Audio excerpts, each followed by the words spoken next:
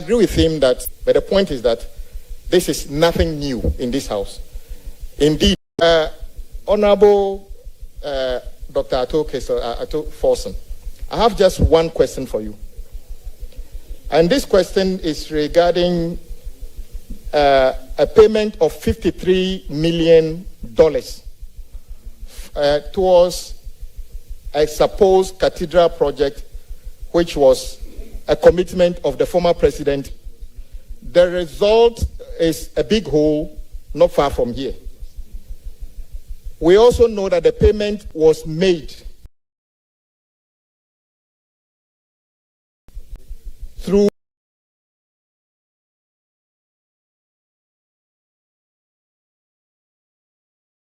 the Ministry of Finance. My question to you is, having knowledge that the $53 million could have paid for could have paid at least 299,000 teachers, and actually could have bought 9,000 cutlasses for farmers. Will you promise that when you are approved by this House and then subsequently by the House, you would set up an investigation as to whether this payment was legitimate, and if possible, retrieve this money so that we can buy the 9,000 cutlasses for the farmers, actually build 1,050 chip compounds and 1,200 6-unit classroom blocks. Hopefully, Adaklu will get some of the 6-unit classroom blocks because we still have schools under trade. Will you make a commitment to make sure that this $53 million, which many Ghanaians believe was a waste, becomes something that can benefit the ordinary people of this country? Thank you very much. Before you proceed to one question, let me reiterate.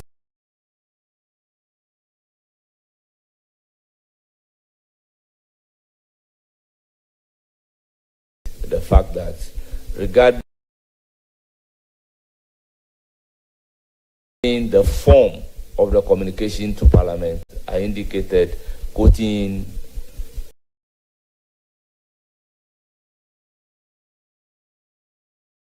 to what I started earlier.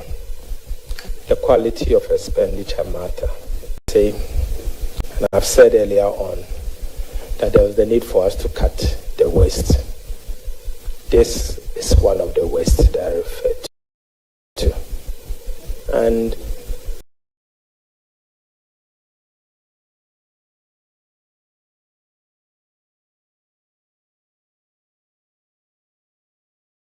learning from past mistakes, we don't need to repeat this.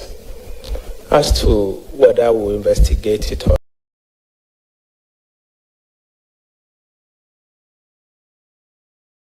not, the Ministry of Finance do not have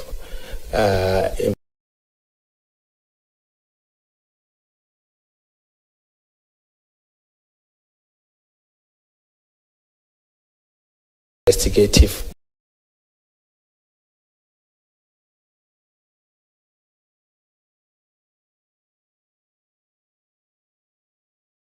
it is the government, and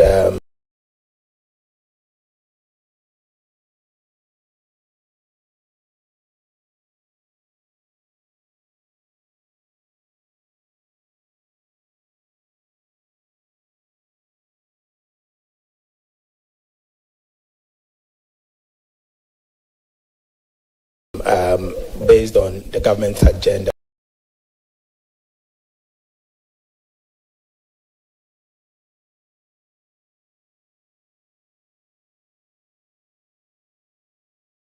That in respect of the communication from the Secretary to the President to the House, he did suggest that there's precedence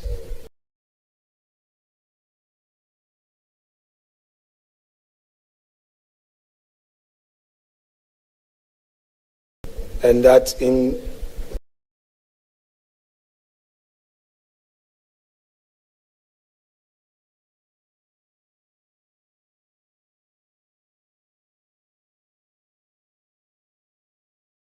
January 2021, specifically 20.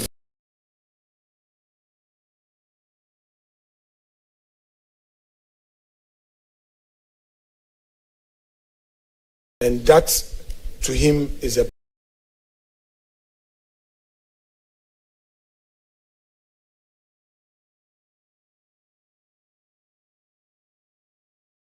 precedence. I humbly beg to President Akufo-Addo's nominees for regional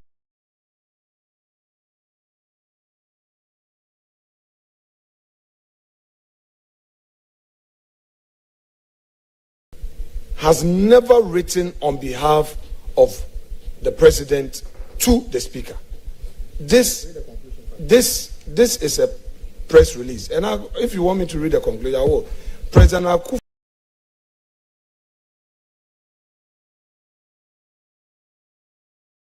Akufo-Addo is hopeful that that got to Parliament. So I'm saying that, get the fact right. Eugene Ayin,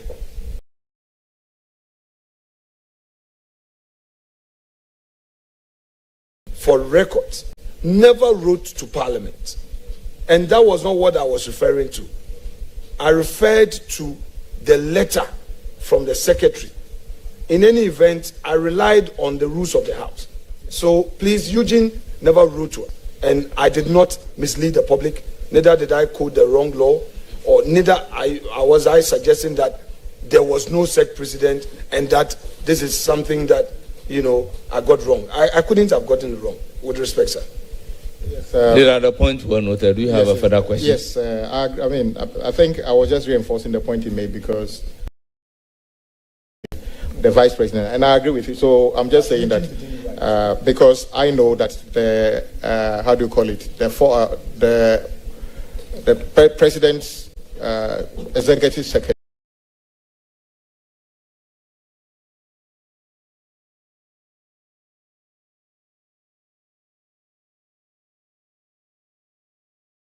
on a number of occasions, but as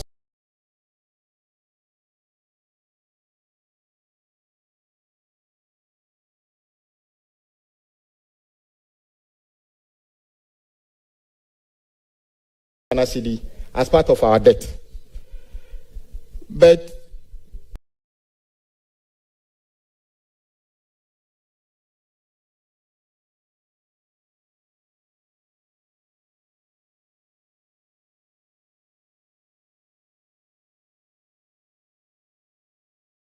about, in your view,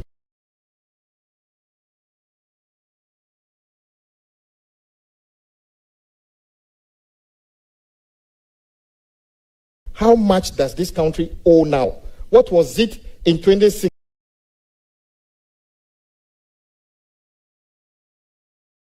Maybe His Excellency the President, during his State of the Nation address, will have to announce those accurate data.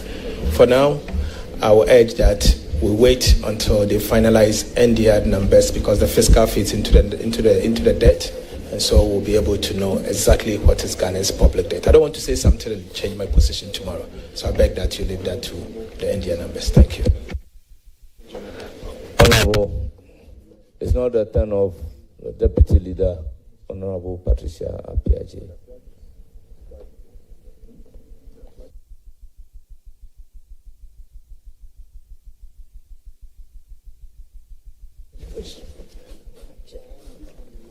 Thank you very much, Mr. Chairman. Honorable Leader, that's my favorite leader. Having been here for all this while, I've been wondering how many sins this committee has committed to fast-track your vetting today. I've been wondering how many sins we have committed, and I've been wondering whether Ghana, Banana Republic, has been transported back to Ghana. So that's my first question. Should I treat it as a comment or a question to the nominee? I need an answer from my leader. Mr. Chairman, thank you very much. Chairman, I remember enumerating the number of sins she's committed on as the vice chair of our appointment committee. So, Chairman, I'm not a member of the appointment committee. I cannot be too sure the sins they have committed. That one is between you and your God. I think what I would... Oh, you mean you don't know the sins we've committed as a committee for fast-tracking your vetting today? A vetting that was supposed to be held tomorrow and is being held today? And we were even expecting it to be held in the next 2 weeks. Anyway, I like your answer. On behalf of the cocoa farmers across the country, and on my own behalf, I'd like to congratulate you for your appointment as designate for finance.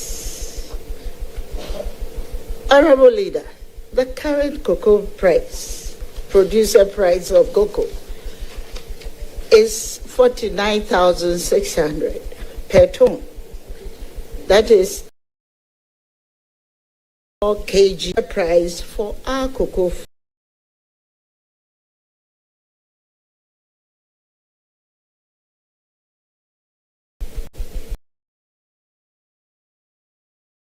Very happy that given the nod, should you get the nod from this House, what reasonable and fair producer price must our cocoa farmers expect from the new administration? And when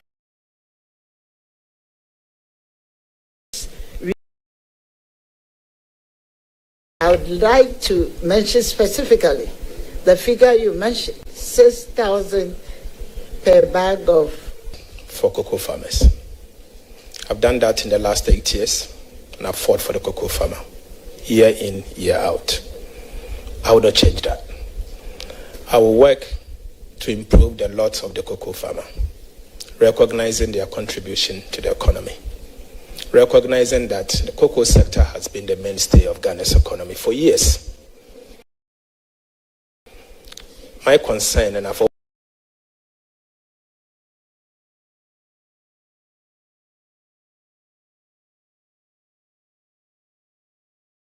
the fact that the sector is collapsing. And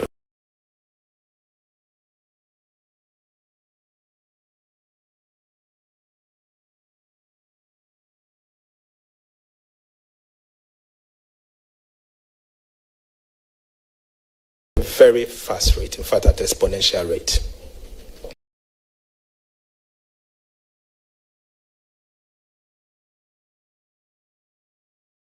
I remember vividly on the floor of Parliament, the minister indicated that he is going to advocate for 6,000 a bag for cocoa farmers.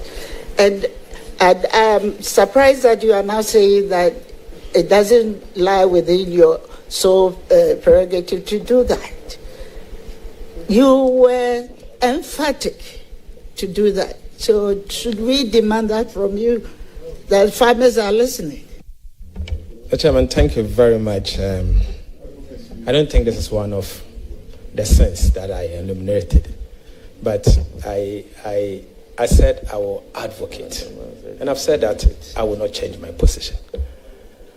I can certainly change. Thank you very much. Another question, please. Right. Thank you very much. Honorable Member, with the growing population of young people entering the workforce each year, what is your plan to address youth unemployment? And may I continue by asking if you could outline any specific programs to support entrepreneurship, skills training, or expansion of industries that have high job creation potential?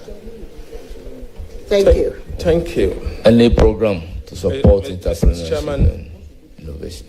As a government, our job creation measures have been announced as part of our manifesto. As a minister, my responsibility is to mobilize the needed resources. In consultation with Cabinet, I will have to allocate them effectively to the sectors that will create employment and for them to be able to create jobs. When we talk about jobs, Mr. Chairman, and what you said, we've announced our 24-hour economy, and I strongly believe that of increasing our GDP with the same resources and the same human resource, that in itself will create enough jobs that will be able to cater for our teeming youth. But in the meantime, what you said about skill training and all, His Excellency the President Mahama,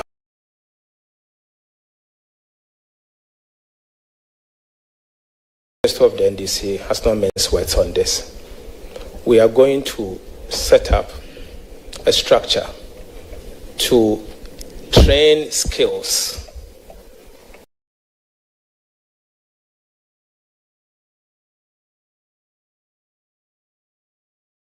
access to the required training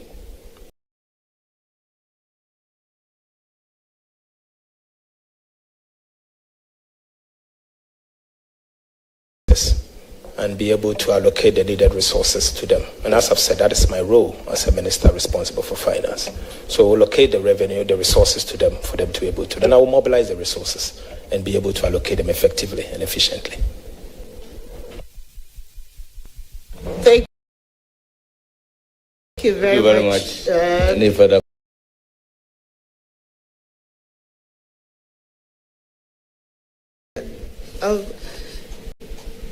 I'm very much interested in the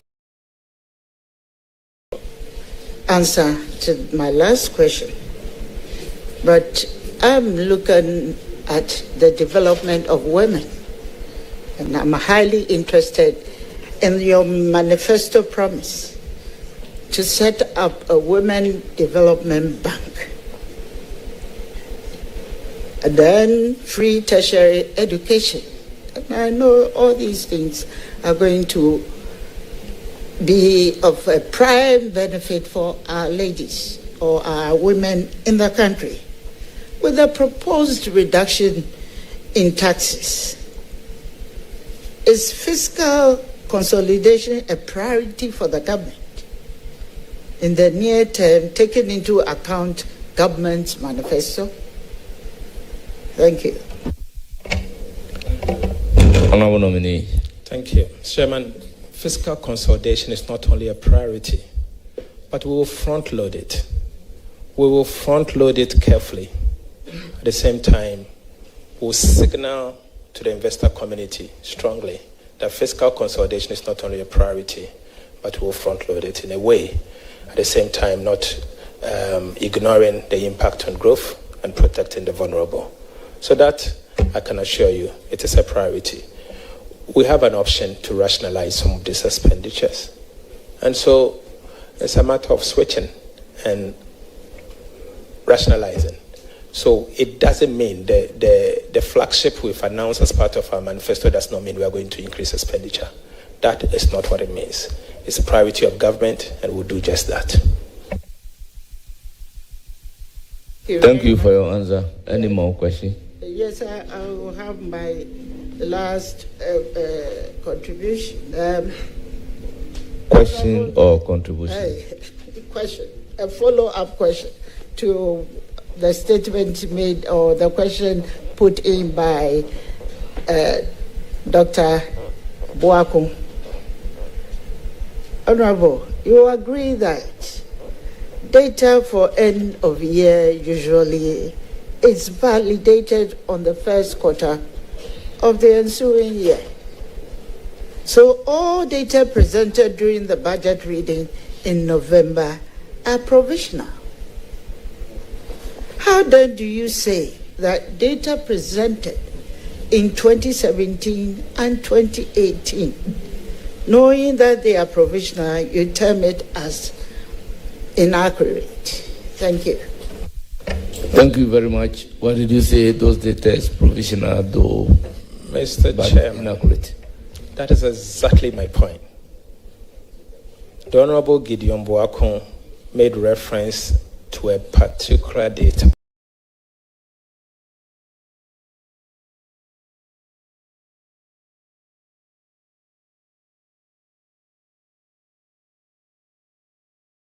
Said that I was inaccurate.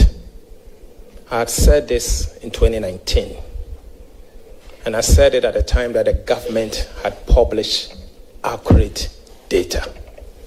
I said it at the time that the IMF, at the time, and remember, Ghana was in an IMF program, had gone to their board to present to their board and their final numbers. Mr. Chairman, I did not lie. I said what I believe was the fact. In fact, subsequent data from the Ministry of Finance, even below what I had announced. I had announced 7.8, and that they had revised it downwards to 6.3. Mr. Chairman, I did not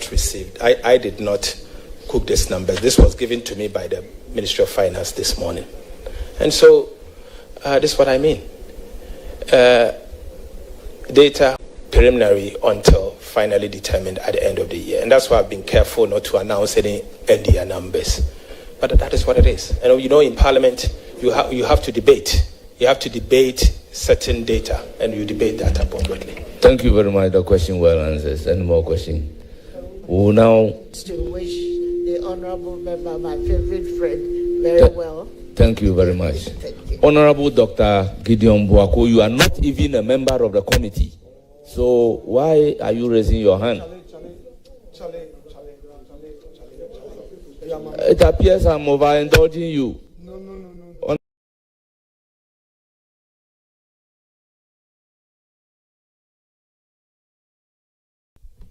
Thank you, Chairman. Thank you very much. Chairman, thank you very much. Chairman, with respect. Chairman, let me say that Chairman, you have... With the greatest respect. Chairman. No, don't. Let me.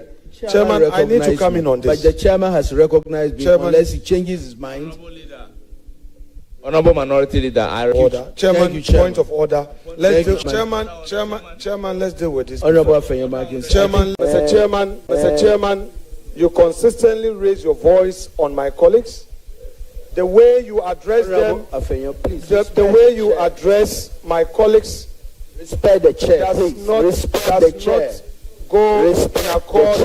Does not go in accord with what we all have agreed on, to extend to each other that utmost respect. This is my fourth time of humbly pleading with you and craving your indulgence. I understand that you may have a high-pitched voice. However, I will plead with you. The way you came across as shouting on him, it happened in Honorable Abina Osei Asare, you did it to Honorable Samia Wuku, and it's happening. I'm only pleading with you that in all humility, please, perhaps you did not intend that. And I'm here. If you feel that any of my colleagues is doing something or there's something that is not acceptable, we can work together. But the way very well, you did it, I'm pleading with you. Point well made. Please, Chair. But, Honourable Leader, with all due respect, I indulge non-members of the committee to ask a question contrary to the practice and the procedure of this particular committee. Therefore, I do not expect any non-member, after exhausting that right, to be craving to ask more questions.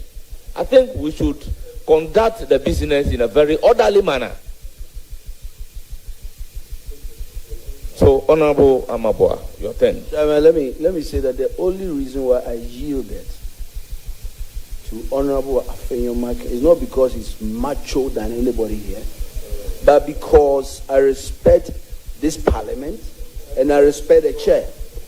Honourable Deputy Majority Leader, proceed to ask your question. I respect the chair. Proceed to ask Chairman, your question. I'm going to ask my question. Let me put it on record that Chairman has been very kind to the minority today.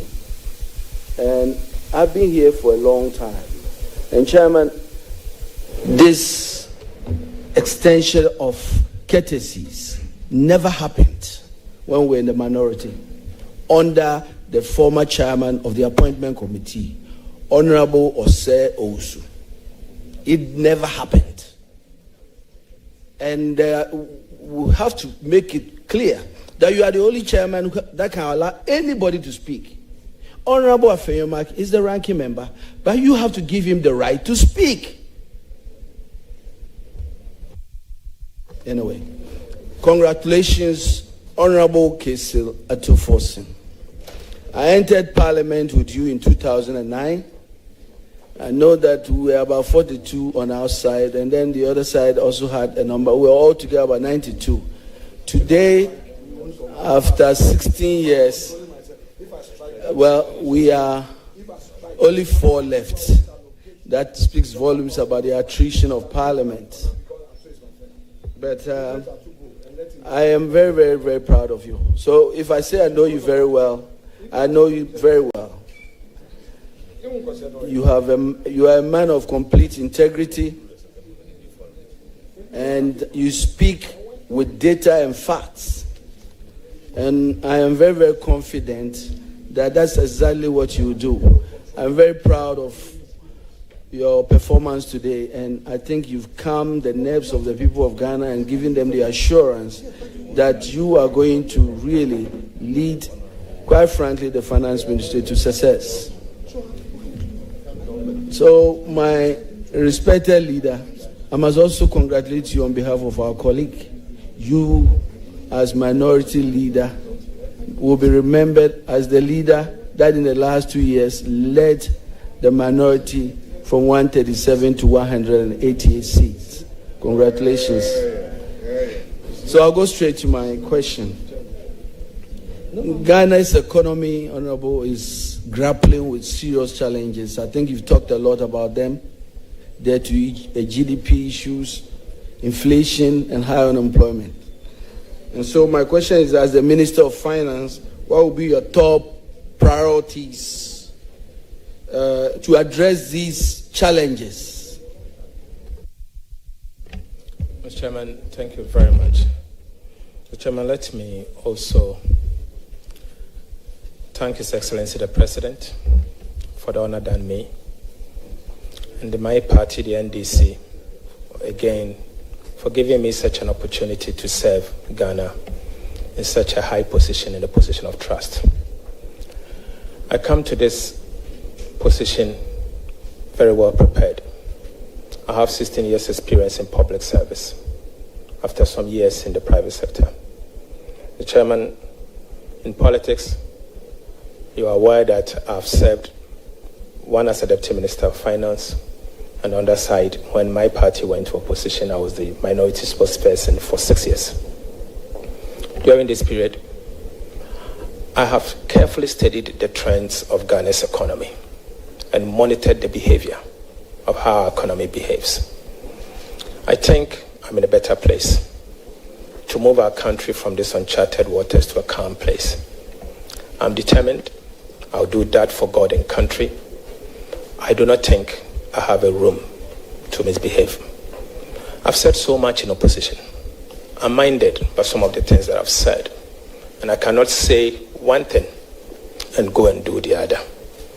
Whatever it takes, I will be reminded and remember some of the things that I've said. And the criticisms, constructively. And I urge my colleagues also to do the same. I will do whatever it takes to move this economy from the crisis that we are in today to where we have to be. My priority as a minister will be low prices, stable city, and jobs. Low prices in the sense that today inflation is 28.3, food inflation is 27.8, and we know the inflation we see today is largely driven with food inflation. What do? As minister, I will allocate resources in consultation with Cabinet to government policy of agriculture for economic transformation to make food cheaper. And we'll work with the minister responsible for agric to make food cheaper. That in itself will help make food available and protect food security. From the price side, you can't talk about price without inflation. I mean, inflation needs to be tamed. It has been stubborn. I've said it earlier. It has, in the last 8 months, you can see that we are still seeing some uptick, even though not too steep. But it has been 23.8. Today, that's the inflation rate. What do we do together to reduce this inflation? Yes, I've said it here and I want to say it again. We will work with the Bank of Ghana to reduce inflation to 8% plus or minus 2 in the shortest possible time. And how do we do this? From the fiscal side, we will front load fiscal consolidation in the shortest possible time so that we can get inflation down. And in doing so, we'll see prices stabilizing. The city needs to be anchored and has to be anchored from the Ministry of Finance and the Bank of Ghana. You can't leave the Bank of Ghana alone to anchor the city. The fiscal authorities has a role to play. I'll work with them. I will work and coordinate effectively with the central bank, the monetary authorities, so that together we can anchor the currency. Monetary financing must be eliminated. We'll work to eliminate it. I'm on record to have spoken against monetary financing. My position has not changed. It's economist, and it still remains economist. And I will do exactly what it is to make sure we anchor the currency. On jobs, I've said it all. I've said it here that my responsibility as a minister responsible for finance is to raise the required revenue and to allocate it in consultation with cabinet to sectors that will create the jobs. And so we will do just that. And I want to repeat that these are my priorities as a minister, and we'll work to achieve that in the shortest possible time. I want to be remembered as the one who helped to reduce prices and stabilize the currency and create jobs. That is what I ask God to help me to achieve. Thank you. Thank you. Shama, can I go ahead? Yes. Okay. So you talked a lot about the cost of living crisis, food inflation. Obviously, you can only do this with other sectors, other ministries, to address these, what we call the inefficiencies in the agriculture value chain. Can you outline some of the strategies that you do working with other structures to address these inefficiencies in the agriculture value chain? Your answer, please. Mr. Chairman, my passion is agric and agribusiness. And that's why I'm sure you've seen questions coming from Coco, left, right, and center. Why is it that food inflation is 27.8?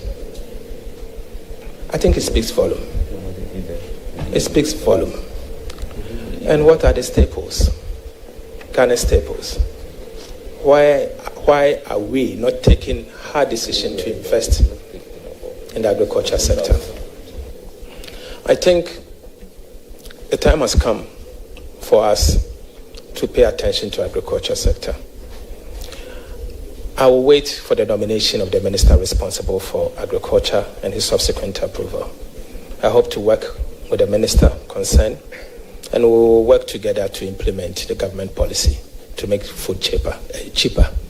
We have to mechanize agriculture. We have to improve and enhance productivity, and we have to modernize the agri sector and make it encouraging for young people to enter the sector.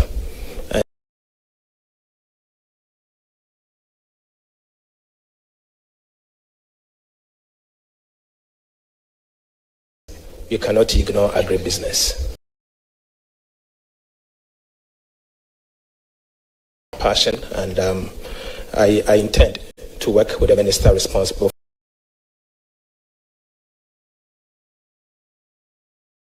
Minority leader.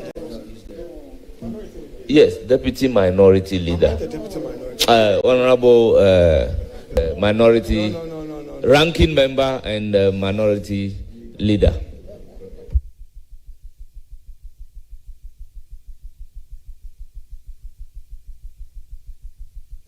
Honorable leader, your turn. Thank you.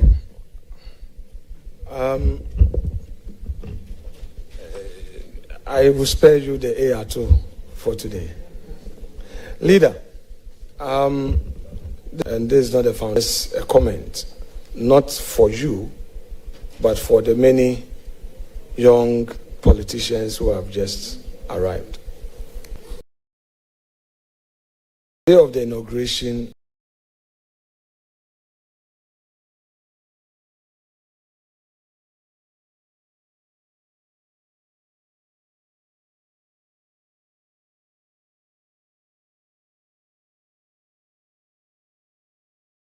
you.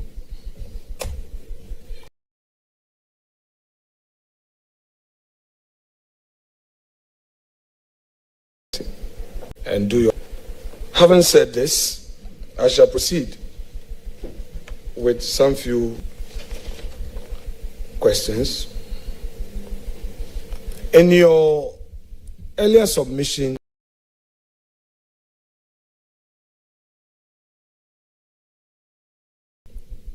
you had said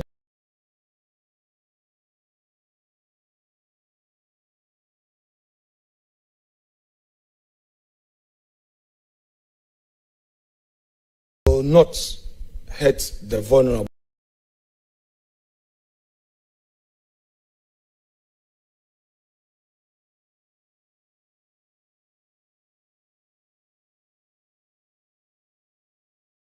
And if I quote you further, SHS.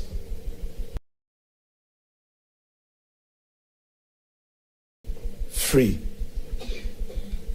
Would you sustain the free SHS program in its current form and shape, and even improve upon the quality? Thank you. Thank you very much, nominee, your answer to the question, whether you will sustain and improve upon the free senior high school program. Mr. Chairman, thank you. Mr. Chairman, myself and the minority leader has a history.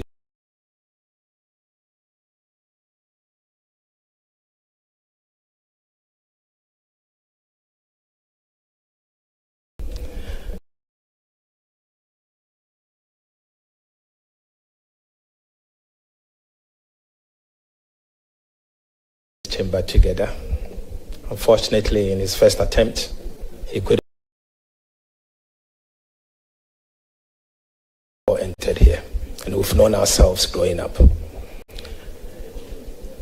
Everyone knows the relationship between us, but working with him didn't stop me from doing my work, and it didn't stop him from also doing his work.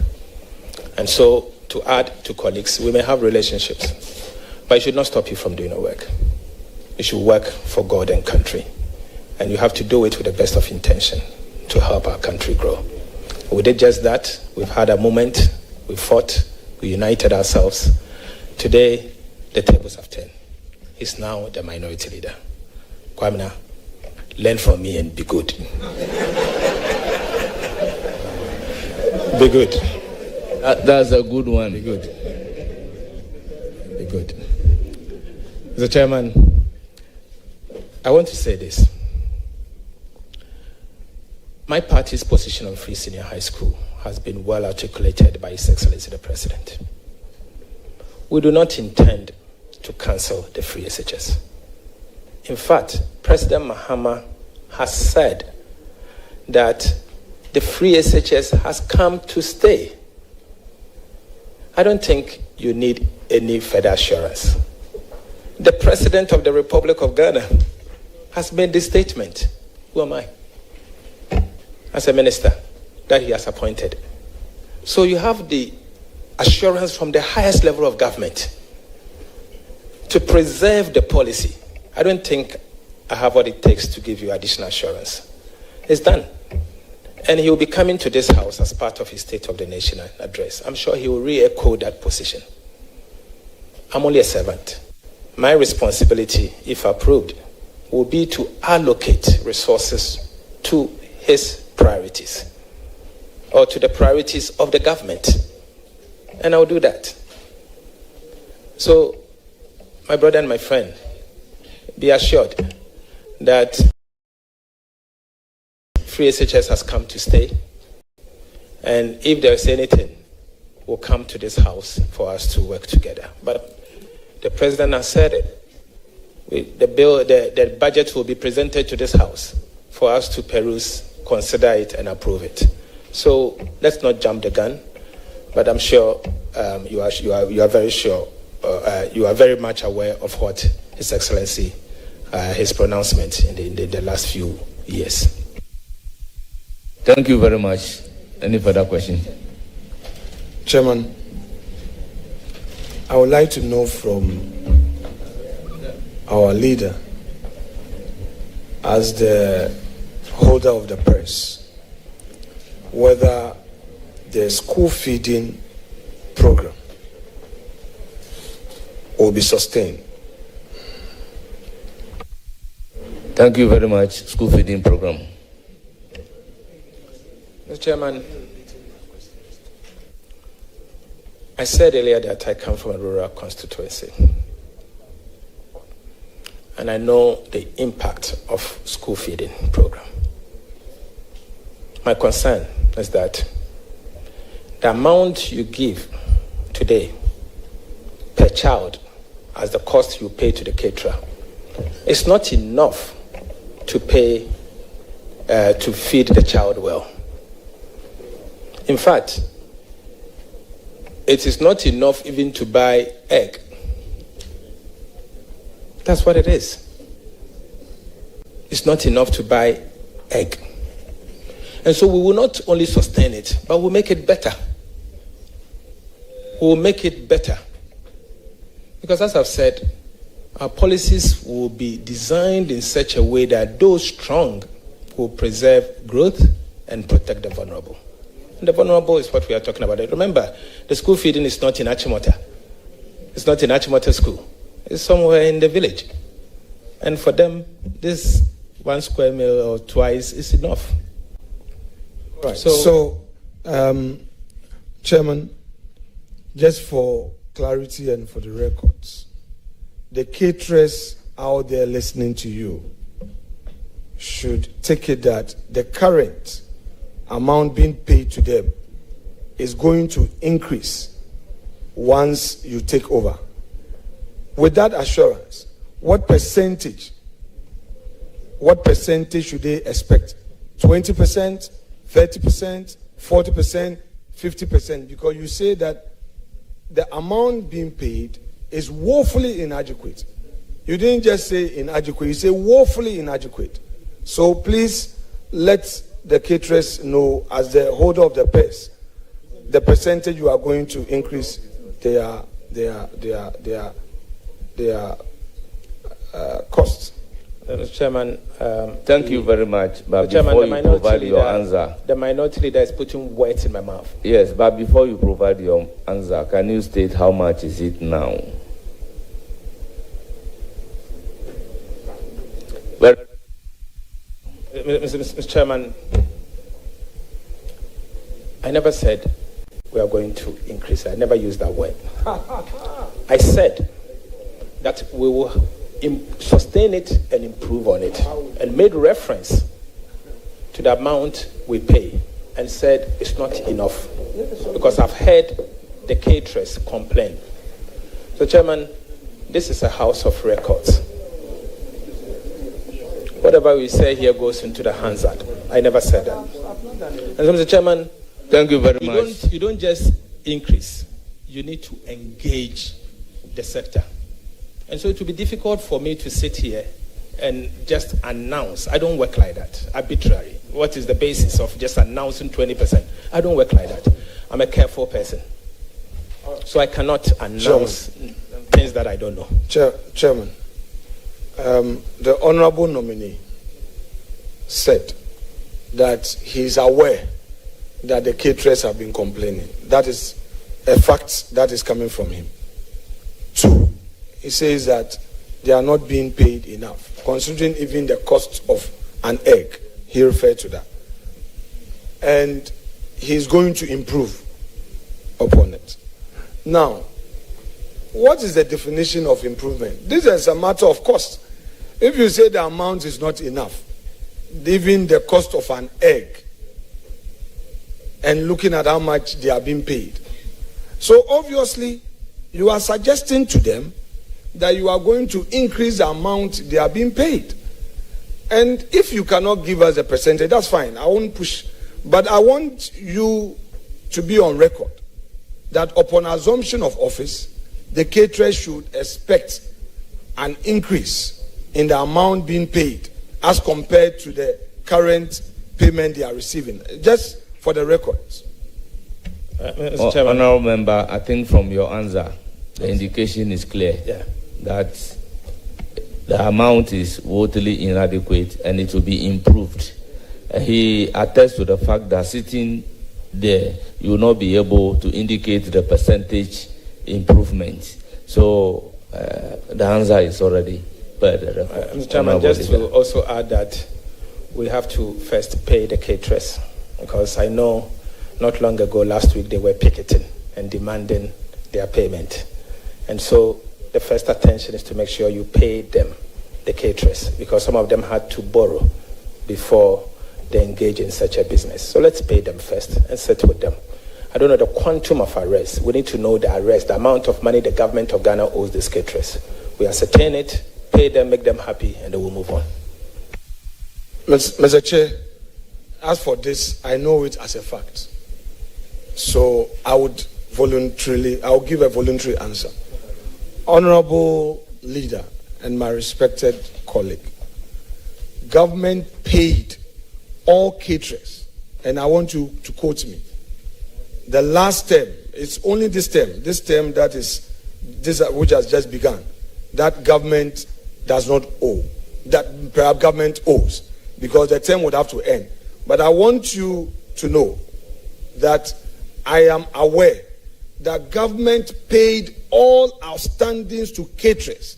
The MPP government, at the time of leaving office, had paid every single caterer. Every single caterer was paid. There is no outstanding. And that it is this current term which has just begun, that upon completion, they will send their invoices for validation.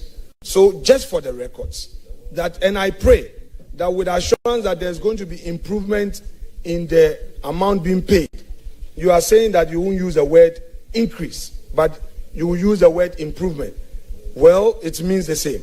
So they expect that this current term, God willing, as you take over as a fresh ATO, they are going to enjoy an improved payment. Thank you very much. Mr. Chair, having put that on record, let me go back to the issue of cocoa price per bag.